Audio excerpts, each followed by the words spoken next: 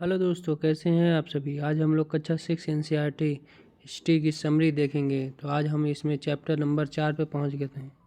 इसमें क्या बताती हैं किताबें और कब्रें, तो इसके बारे में आइए देखते हैं। प्राचीनतम ग्रंथ वेद। वेद का शाब्दिक अर्थ होता है ज्ञान। वेदों का संकलन महर्षि कृष्ण द्वैपायन किए थे, अर्थात वेद व्यास ने किया। वेद 4 प्रकार के होते हैं: ऋग्वेद, सामवेद, यजुर्वेद, अथर्ववेद। ऋग्वेद यह सबसे पुराना वेद है। ऋग्वेद की रचना लगभग 3500 साल पहले हुई। ऋग्वेद में 1000 से ज़्यादा प्रार्थनाएं हैं जिन्हें सूक्त कहा गया, तथा 10 मंडल, 1028 सूक्त, 10,600 मंत्र हैं। ऋग्वेद की भाषा प्राकृत संस्कृत या वैदिक संस्कृत है। इसमें 3 देवता महत्वपूर्ण हैं: अग्नि, इंद्र और सोम, अर्थात पौधा। भुर्ज वृक्ष लगभग 150 वर्ष पहले ऋग्वेद भुर्ज वृक्ष की छाल पर लिखा गया। यह पांडुलिपि पुणे, महाराष्ट्र के एक पुस्तकालय में सुरक्षित की गई है। प्रार्थनाएं क्या होती हैं? प्रार्थनाएं ऋग्वेद में मवेशी अर्थात खासकर पुत्रों और घोड़ों की प्राप्ति, रथ खींचने, लड़ाइयों के लिए अनेक प्रार्थनाएं हैं। ऋग्वेद में अनेक नदियों का जिक्र किया है, जैसे व्यास, सतलज नदी, सरस्वती नदी, सिंधु नदी, गंगा नदी। यमुना का बस एक बार जिक्र मिलता है। लोगों का वर्गीकरण काम, भाषा, परिवार या समुदाय, निवास स्थान या सांस्कृतिक परंपरा के आधार पर किया जाता रहा है। लोगों के लिए शब्द, लोगों का वर्गीकरण काम, भाषा, परिवार या समुदाय, निवास स्थान या संस्कृति परंपरा के आधार पर किया जाता रहा है। काम के आधार पर ऐसे 2 समूह थे समाज में, जिन्हें पुरोहित और राजा कहा जाता है। पुरोहित, जिन्हें कभी ब्राह्मण कहा जाता था, अब यह यज्ञ व अनुष्ठान का कार्य करते हैं। राजा, यह आधुनिक समय जैसे नहीं थे, न महल में रहते थे, न राजधानियों में ही, न ही सेना रखते थे, न कर वसूलते थे, और उनकी मृत्यु के बाद उनका बेटा अपने आप शासक नहीं बनता था।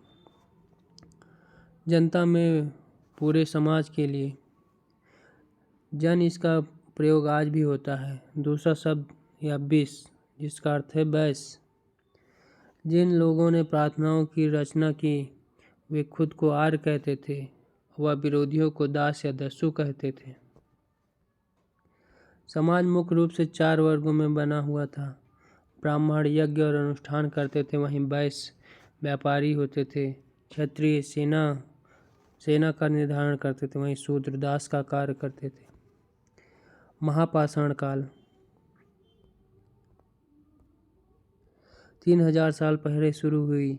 ये शिलाखंड महापाषाण, महा अर्थात बड़ा और पाषाण अर्थात पत्थर। ये पत्थर दमन करने की जगह लोगों द्वारा बड़े करीन से लगाए गए थे। यह प्रथा दक्कन, दक्षिण भारत, उत्तर पूर्वी भारत और कश्मीर में प्रचलित थी। मृतकों के साथ लोहे के औजार, हथियार, पत्थर, सोने के गहने, घोड़े के कंकाल। महापाषाण काल 3000 साल पहले लोहे का प्रयोग आरंभ हुआ। इनाम गांव लगभग 3600 से 2700 वर्ष पहले भीमा की सहायक नदी घोड़ के किनारे एक जगह है। यहाँ वयस्क लोगों को प्रायः गड्ढे में सीधा लिटाकर दफनाया जाता था। उनका सिर उत्तर की ओर होता था। कई बार उन्हें घर के अंदर ही दफनाया जाता था। खाना खाने और पानी पीने का बर्तन शव के पास रख दिए जाते थे। इनाम गांव में पुरातत्वविदों को गेहूँ, चावल, दाल, बाजरा, मटर और तिल के बीज मिले हैं। जानवरों की हड्डियाँ मिली, जिसमें गाय, बैल, भैंस, बकरी, भेड़, कुत्ता, घोड़ा, हिरण, सुअर, चिड़िया, कछुआ, केकड़ा और मछलियों की हड्डियाँ भी शामिल थीं। आइए आगे देखते हैं। तो इसी के साथ दोस्तों ये चैप्टर समाप्त हुआ। कैसा लगा ये वीडियो, और अच्छा लगा हो तो कमेंट कीजिएगा। थैंक यू दोस्तों।